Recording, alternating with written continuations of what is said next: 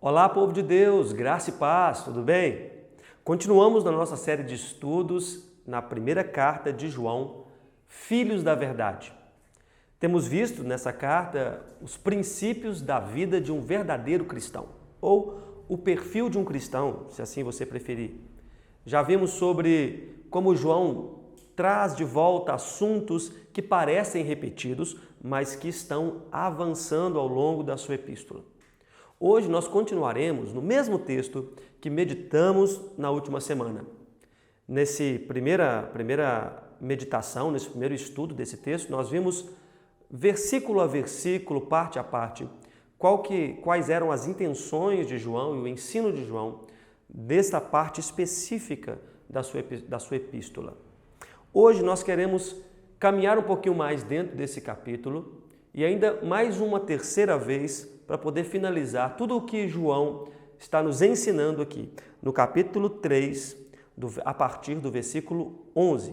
Então, abra sua Bíblia comigo, se você puder, acompanhe a leitura do texto de 1 João, capítulo 3, a partir do verso 11, diz assim a palavra de Deus. Porque a mensagem que vocês ouviram desde o princípio é esta, que nos amemos uns aos outros. Não sejamos como Caim, que era maligno, e matou seu irmão. E por que o matou? Porque as suas obras eram más e as do seu irmão eram justas. Irmãos, não se admirem se o mundo odeia vocês. Nós sabemos que já passamos da morte para a vida, porque amamos os irmãos. Quem não ama permanece na morte. Todo o que odeia o seu irmão é assassino, e vocês sabem que todo assassino não tem a vida eterna permanente em si. Nisto conhecemos o amor, que Cristo deu a sua vida por nós, portanto também nós devemos dar a nossa vida pelos irmãos. Ora, se alguém possui recursos deste mundo e vê seu irmão passar necessidade, mas fecha o coração para essa pessoa, como pode permanecer nele o amor de Deus? Filhinhos, não amemos de palavra, nem da boca para fora, mas de fato e de verdade. E nisto conheceremos que somos da verdade, bem como, diante dele, tranquilizaremos o nosso coração. Pois, se o nosso coração não nos acusar, Deus é maior do que o nosso coração e conhece todas as coisas. Amados, se o coração não nos acusar, temos confiança diante de Deus. E aquilo que pedimos, dele recebemos, porque guardamos os seus mandamentos e fazemos diante dele o que lhe é agradável. E o seu mandamento é este, que creiamos no nome de seu Filho Jesus Cristo e nos amemos uns aos outros segundo o mandamento que nos ordenou. Quem guarda os seus mandamentos permanece em Deus, e Deus permanece nele. E nisto conhecemos que ele permanece em nós, pelo Espírito que nos deu. Vamos orar? Feche seus olhos. Nós precisamos da iluminação do Espírito Santo para entender a sua palavra e para captar o significado dela para a nossa vida. Você acredita que a palavra de Deus é poderosa para transformar o seu coração? Você acredita que a palavra de Deus tem a resposta para os problemas, lutas que você tem enfrentado hoje? Se você acredita nisso de verdade, eu te convido a fechar os seus olhos agora e orar pedindo que o Espírito Santo de Deus, através desse estudo, conduza o seu coração para a sua vontade e traga a transformação para a sua vida. Vamos orar? Senhor, nós te damos graças por esse dia, te louvamos pela tua palavra que lemos agora com toda a liberdade, por poder, ó Deus, divulgar essa palavra através desse meio de comunicação e recebermos da parte do Senhor a instrução, a transformação que somente a tua palavra com o teu Santo Espírito podem produzir nas nossas vidas. Que o Senhor agora, Deus, coloque o nosso coração, a nossa atenção nesse estudo da tua palavra e tire tudo aquilo que rouba a nossa atenção do nosso coração, aplicando e falando ao nosso coração. É o que te pedimos no nome do Senhor Jesus. Amém.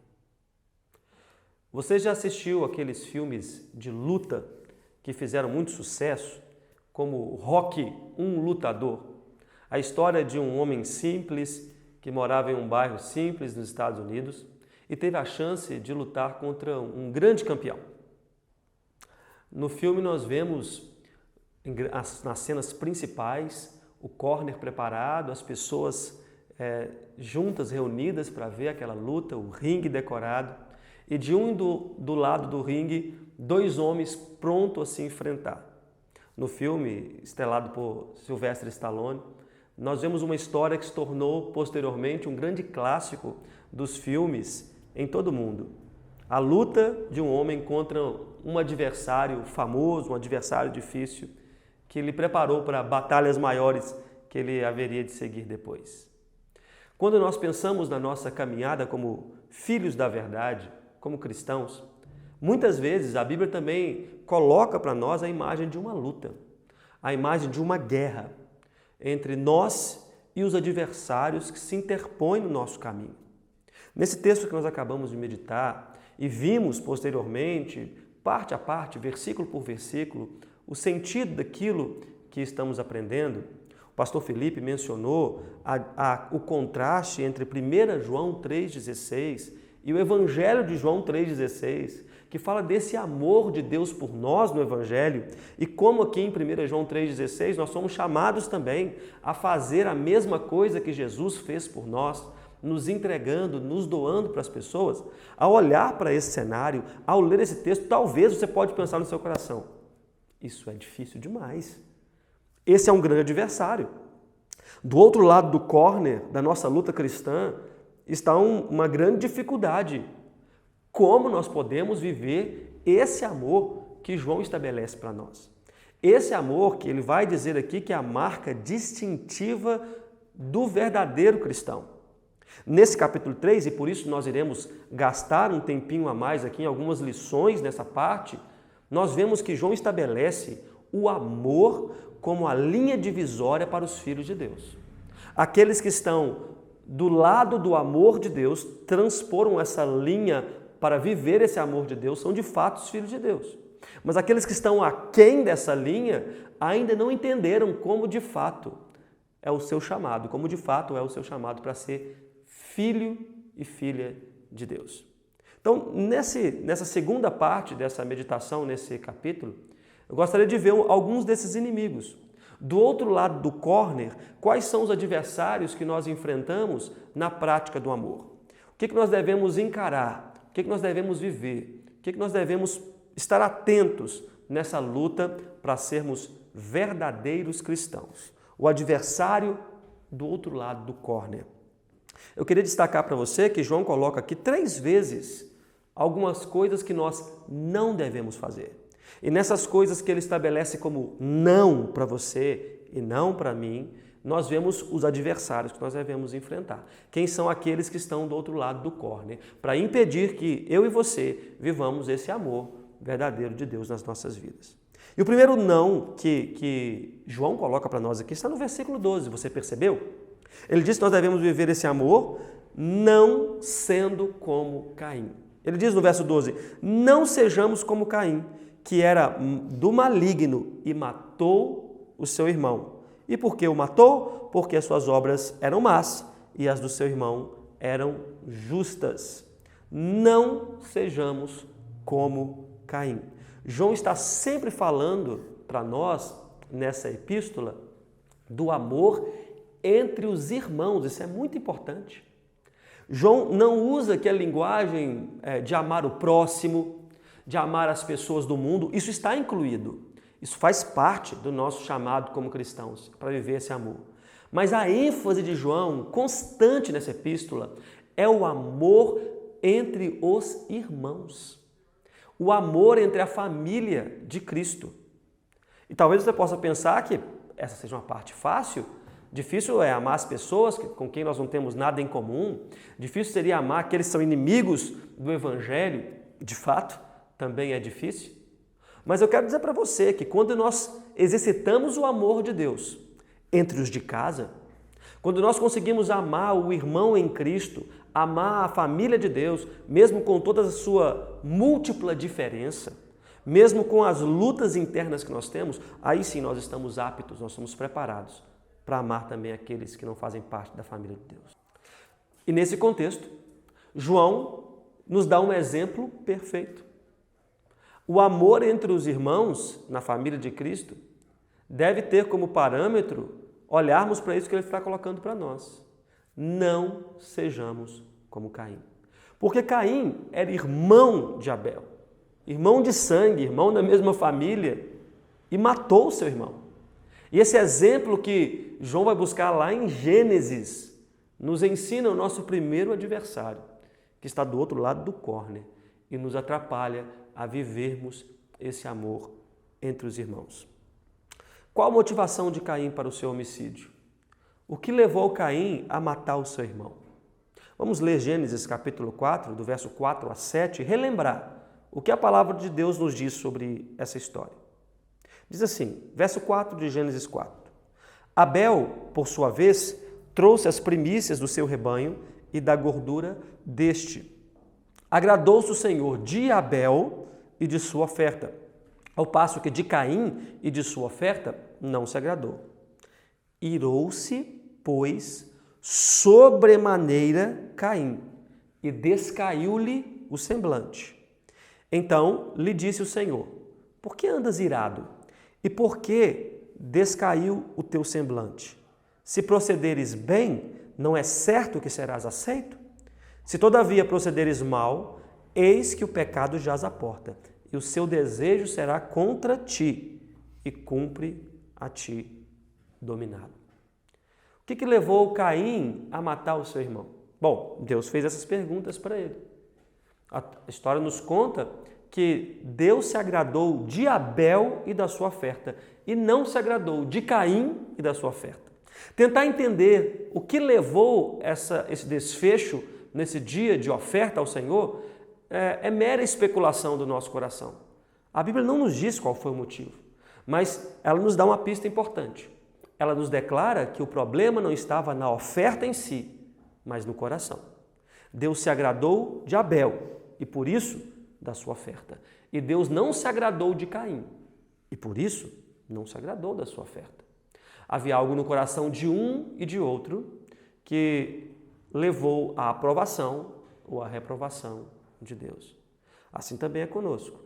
O fato é como Caim lidou, o problema é como Caim lidou com essa reprovação.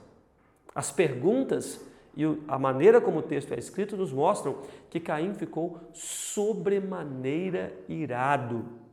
Isso tomou conta do seu coração, isso tomou conta do seu ser. E algumas coisas apareceram no desfecho dessa história. A primeira delas, o orgulho. O orgulho de ver outra pessoa sendo aprovada enquanto nós somos reprovados. E por causa desse orgulho, Caim foi levado a fazer o que fez. Talvez você possa pensar que jamais faria algo semelhante igual a Caim. Mas é no meio dos irmãos da fé, é no meio dos irmãos da igreja que muitas vezes o orgulho também mata os nossos relacionamentos. Por que todo mundo elogiou o lanche que a irmã trouxe e ninguém elogiou o meu? Por que quando uma pessoa ajudou a arrumar um cenário, ela foi tão elogiada e eu não fui? Por que quando a outra pessoa deu uma aula de escola dominical, todo mundo falou que foi muito boa e eu que dou aula todo domingo, ninguém nunca me deu um elogio? Nessas pequenas sutilezas, o orgulho toma conta do nosso coração e nós podemos matar os nossos relacionamentos. Então, o primeiro adversário no córner que João nos fala é: não seja como Caim. Não deixe o orgulho tomar conta do seu coração. Não deixe a inveja influenciar você. A inveja é a cobiça por ser e ter coisas que outras pessoas são e têm. Ao invés de desenvolver os nossos próprios valores. Ao invés de seguir o conselho de Deus, Caim poderia ter falado: é verdade. Eu preciso aprender então como eu posso ser aprovado por Deus. Eu preciso aprender então a fazer coisas boas, dominar o meu pecado que jaz à porta, que está me dominando. Ao invés de invejar e querer roubar do outro, a atenção do outro para mim, eu posso também querer melhorar como pessoa. Não seja como Caim. Não seja orgulhoso, não seja orgulhosa, não seja invejoso, não seja invejosa. Deus te deu a capacitação, os elementos necessários para que você possa glorificá-lo da maneira que você é e com aquilo que você tem. Lembre-se da parábola dos talentos. Ele colocou talentos na sua mão de acordo com a sua capacidade, sejam ele 10, 5 ou 2, você pode fazer deles uma multiplicação. Você pode fazer dele algo maior, de acordo com o que Deus tem feito na sua vida. Então não seja orgulhoso, não seja invejoso e não tenha ódio no seu coração. Por que Caim matou seu irmão? Porque ele se irou sobremaneira. O orgulho levou a inveja. E a inveja, quando ela não é alcançada, e ela nunca é, porque nós sempre queremos algo a mais que nós não temos, isso transforma em ódio no nosso coração. Uma ira sobremaneira que trouxe um prejuízo eterno para a vida de Caim. Então, quando nós vemos esse primeiro não, esse primeiro inimigo, nós precisamos lembrar de Jesus. Jesus, ao lugar de orgulho, ele manifestou humildade. No lugar de inveja, ele foi um generoso doador. E no lugar do ódio, ele deu o seu amor, perdoador. Esse é um grande inimigo para nós exercitarmos o amor de Deus. Esteja atento a esse primeiro não. O segundo não que ele vai nos dizer está no versículo 13. Ele diz, irmãos, não se admirem se o mundo odeia vocês. O primeiro não é não seja como Caim. O segundo não é não se admire com o ódio do mundo. Não se admire de que pessoas irão te atacar. Nós estamos num ringue, né? Essa é a cena que nós estamos imaginando aqui. E é natural que se você estiver num ringue contra um adversário, se você não atacar, ele vai te atacar. Quando nós nos posicionamos como filhos de Deus, certamente nós também enfrentaremos lutas e oposições. Se a justiça de Abel incomodou tão profundamente Caim, o seu irmão, nós também devemos esperar que o mundo irá nos odiar por causa da justiça de Cristo aplicada em nós. 1 João 5,19 diz, sabemos que somos de Deus e que o mundo inteiro jaz no maligno. João estabelece uma divisão clara na sua epístola. Ele não deixa margem para que nós fiquemos em cima do muro. Ou você é filho de Deus, ou você não é. Ou você é de Deus, ou você é do maligno. Ou você está do lado de Deus, ou você está contra Deus. O próprio Senhor Jesus Cristo disse isso. Quem comigo não ajunta, espalha. Quem não é por mim, é contra mim. Não há neutralidade no plano, na vida espiritual, neste mundo que Deus fez para nós. Então, lembre-se disso. Nós estamos em guerra, nós teremos oposições. Não se admire com o ódio do mundo, com o ataque das trevas nas nossas vidas. O problema é que muitos de nós queremos viver o melhor dos dois mundos. Nós queremos ser amigos de Deus, mas também ficar bem com as pessoas, ficar bem com todo mundo. Nós queremos ter uma vida espiritual, religiosa, fazermos parte de uma igreja, colher dos benefícios de fazer parte da família da fé, mas também queremos usufruir das bênçãos, da glória, das coisas que o mundo pode nos oferecer como aparentemente boas em si. Vivermos o melhor dos dois mundos significa que nós queremos viver a espiritualidade e a religiosidade da fé, mas não queremos ter nenhum problema com o mundo, mas sermos amigos dele. Você já leu alguma coisa assim na Bíblia antes, não já? Lá em Tiago, capítulo 4, verso 4, ele já nos alerta, dizendo, infiéis, não compreendeis que a amizade do mundo é inimiga de Deus? Aquele que quer ser amigo do mundo constitui-se inimigo de Deus. Você que é cristão foi chamado para ser um açoite na consciência do mundo. No seu modo de viver, no seu modo de falar, no seu modo de agir, nós testificamos a justiça de Cristo nas nossas vidas, mesmo com as nossas imperfeições. Isso automaticamente irá atrair pessoas que irão se opor a nós. Então, às vezes, você que estuda, está na faculdade, numa escola, para poder você se manter como cristão, você talvez vai perder algumas amizades. Você vai arrumar alguns inimigos. Talvez você na sua família, para poder ter uma postura de cristão, de homem de Deus, de mulher de Deus, de não negociar com o pecado, de não participar de negócios escusos, talvez vai ser taxado como alguém chato, intolerante. talvez na sua escola, por você não compactuar com alguns comportamentos do seu filho ou da escola com relação ao seu filho, dos ensinos que estão sendo dados, talvez você vai ter colocado como uma pessoa que incomoda, que não é agradável e até ser convidado a se retirar de alguns ambientes. A Bíblia não nos convida a sermos pessoas chatas, murmuradoras, o tempo todo acusando os outros, mas ao nos chamar a sermos santos, automaticamente nós devemos não nos admirar de que, do outro lado, alguns inimigos irão se levantar contra nós. Finalmente, o último não que nós aprendemos, que nós vemos aqui na sua palavra, é que nós não devemos amar da boca para fora. João nos alerta sobre isso. Irmãos, não amemos da boca para fora, mas de fato e de verdade. Um grande risco que corremos está acontecendo nesse exato momento, né? Enquanto nós falamos aqui desse amor, nós podemos não viver esse amor. Enquanto você ouve esse amor, nós podemos não ter esse amor no nosso coração. Nós podemos fazer muitas coisas para poder mostrar para os outros o nosso amor, mas no nosso coração de verdade esse amor não existe. O que João está falando é que nós não devemos viver um amor hipócrita, um amor da boca para fora, um amor onde nós nos dirigimos muitas vezes para a igreja e cantamos aquelas belas canções de amor, dizemos que somos corpo, uma família, mas ao sairmos dali nós não temos nenhum prazer em estarem uns com os outros. Talvez nós falamos desse amor, mas estamos bem acomodados com a nova realidade virtual da igreja.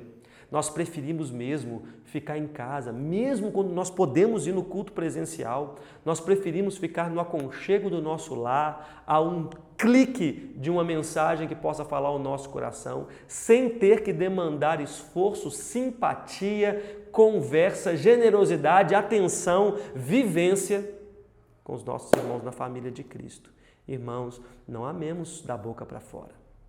Não amemos de maneira hipócrita, mas amemos de fato e de verdade. E o amor custa os relacionamentos. O amor custa você se relacionar com as pessoas. O amor custa você ouvir uma pessoa falar algo que você às vezes não concorda e ter que ter paciência e amor para poder exortá-la na palavra de Deus. O amor custa nós nos relacionarmos com pessoas tão diferentes de nós, que pensam diferente de nós, que agem diferente de nós, mas que amam o mesmo Deus, que nos chamou a viver em comunhão e a experimentar isso de fato e de verdade. O amor que não vai além das palavras não foi cultivado no seu coração. Ele foi cultivado apenas nos nossos próprios interesses. O Evangelho de Mateus, capítulo 15, verso 8, nos diz assim: este povo honra-me com os lábios, mas o seu coração está longe de mim. As duas palavras que João usa aqui, fato e verdade. A palavra fato significa um trabalho, uma obra, uma coisa realizada. Quando você termina uma faxina na sua casa, quando você termina uma limpeza na sua casa, e aí chega o marido, chega a esposa, chega os filhos ou chega os pais, você pode mostrar, olha como a casa está limpa, olha como o quarto está arrumado. Isso é um fato. Você trabalhou, você realizou, você fez. Isso é palpável, isso é tangível. João nos diz, nós devemos amar de fato, com trabalho, com realização, com coisas que podem ser demonstradas. Então, eu estou indo de carro para a igreja e eu sei que um irmão e uma irmã são desprovidos desse transporte automotivo e eu posso, de fato, ligar para essa pessoa e falar, olha, eu vou passar na sua casa, vou te buscar, vou te levar na igreja e vou te levar de volta em casa. De fato, eu quero demonstrar o meu amor. Eu sei que alguém está passando por um período de dificuldade, de tristeza, eu pego o meu telefone, eu faço uma ligação, eu marco uma visita, eu mando uma mensagem, eu faço algum contato de alguma forma e, de fato, eu demonstrei esse meu amor por essa pessoa. Fato é trabalho, fato é algo palpável, realizável, que não é só da boca para fora. Tiago também vai nos alertar disso quando nós encontramos pessoas necessitadas e dizemos para elas, tratem-se de comer, tratem de se aquecer e de colocar um alimento nessa barriga. Mas se nós não provemos nada disso, a nossa fé é morta. Fato é trabalho, fato é realidade, mas ele diz, não amemos só da boca para fora, mas de fato e de verdade. Verdade é aquilo que é real, aquilo que é realidade. A verdade é o conhecimento das coisas como elas realmente são. E o seu amor, o meu amor, pode ser maquiado, pode ser falso. Às vezes, com um sorriso nos lábios, nós matamos as pessoas no nosso coração. Às vezes, com um abraço simpático, nós queremos nos afastar das pessoas. Parece verdade, mas é uma mentira. Amemos de fato e de verdade. Que aquilo que você faz seja a expressão real daquilo que está no seu coração. Não é fácil, não é verdade? Não é fácil vivermos esse amor olhando para esses adversários. Mas é por isso que nós precisamos continuar meditando nessa parte da carta de João. E no próximo domingo nós vamos falar das pistas que ele nos dá nesse texto. Seguindo as pistas, uma análise do amor cristão e dos seus efeitos. No nosso próximo estudo, nós veremos então como nós podemos vencer esses inimigos que estão do outro lado do córner. A esperança é o Senhor Jesus. O Senhor Jesus, ele não nos amou como Caim amou o seu irmão. Ele, ao invés de nos tirar a vida, que era isso que nós merecíamos, ele deu a vida no nosso lugar. O Senhor Jesus não se admirou com o ódio do mundo e ele nos preparou para também recebermos dessa oposição das trevas por causa da luz dele que brilharia em nós. E o Senhor Jesus também não amou só de boca para fora. Ele não fez belos discursos. Ele se doou, ele cuidou, ele serviu, ele se entregou por nós na cruz. Que o exemplo de Jesus e o seu poder possam nos ajudar a vencer também esses inimigos contra o verdadeiro amor. Vamos orar? Senhor, muito obrigado pela Tua palavra, muito obrigado, Deus, por nos mostrar essa realidade e entender, ó Deus, que muitas vezes são esses adversários no nosso coração que nos impedem, ó Deus, de viver o verdadeiro amor do Senhor nas nossas vidas. Nos perdoe, Deus, quando tantas vezes fomos igual Caim. Nos perdoe, ó Deus, quando tantas vezes nós ficamos muito admirados de termos oposições e lutas e dificuldades no exercício desse amor. Nos perdoe, ó Deus, quando nós amamos só da boca para fora. E nos ajude a viver esse amor de verdade. Hoje mesmo, ó Deus, nesse dia, que o Senhor nos dê uma ideia, uma direção de como nós podemos expressar esse amor de fato e de verdade na vida dos nossos irmãos. Que o Senhor possa nos iluminar e nos capacitar dessa forma. É que nós oramos te pedindo em nome do Senhor Jesus. Amém. Jesus te abençoe.